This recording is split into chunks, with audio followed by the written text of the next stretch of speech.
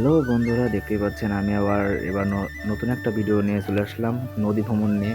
তো নদী ভ্রমণের পাশাপাশি অনেক কিছু দেখাবো।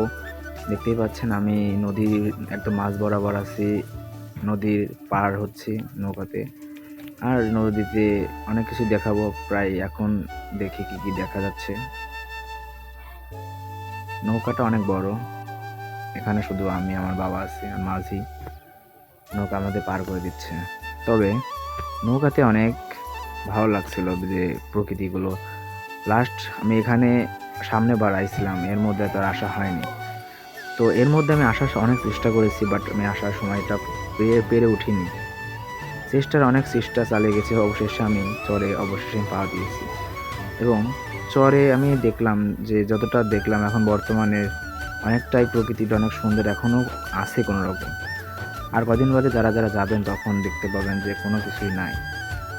কারণ এখন যতটা আছে কাশফুল আছে অনেকটাই ঝরে গেছে বা শুকিয়ে গেছে, মরে গেছে। হ্যাঁ, সেগুলো হয়তো অনেকটাই শেষ হয়ে গেছে। আপনারা হয়তো এখন আসলে পরে আসতে পারে, অনেক ভালো লাগবে, ঘুরতে পারবেন। আরেকটু যদি কিছুদিন পর আসেন তখন হয়তো জমি জমা আরও নষ্ট হয়ে যাবে বা জমি জমাতে অনেক কিছু আসবে, তখন হয়তো করতে পারবেন না। জমিতে চাষবাস করার জন্য অনেক মানুষ দেখা যাবে জমি বোটিং হয়ে যাবে বা জমি চাষবাস করা শুরু হয়ে যাবে, তখন আপনাদের জমি বাড়াতেও দেবে না, তখন আপনাকে অনেক কিছুই সহ্য করতে হবে। আর আমি এটা ওই প্রথমে দেখতে পাচ্ছেন, আমি এটা বাবাকে দেখাচ্ছি। এটা আমি আমার পাশে আমার বাবা আছে, আমি এখন কাজ করতে যাব, বিশেষ করে কাজের একটা উদ্দেশ্যে। আর ফার্স্ট যখন আমি ব্লগিং করি, ব্লগিং একটা ভিডিও থাকে, এটা আসে।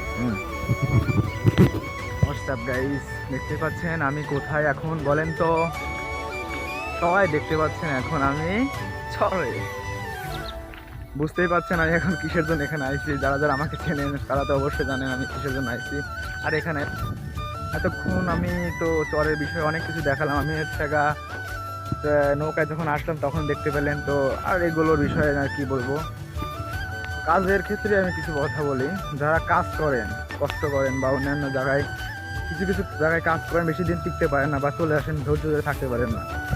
বাস্তব কথা কি, এখানে যদি আপনারা কিছু মানুষ কাজ করেন, কাজ করলে আপনি বুঝতে পারবেন এখানে কতটা কষ্ট করে একটা মানুষ জীবনযাপন করে আছে। প্রতিটা মানুষের এই দিনটা শুরু হয় তাদের ঘাম দ্বারা।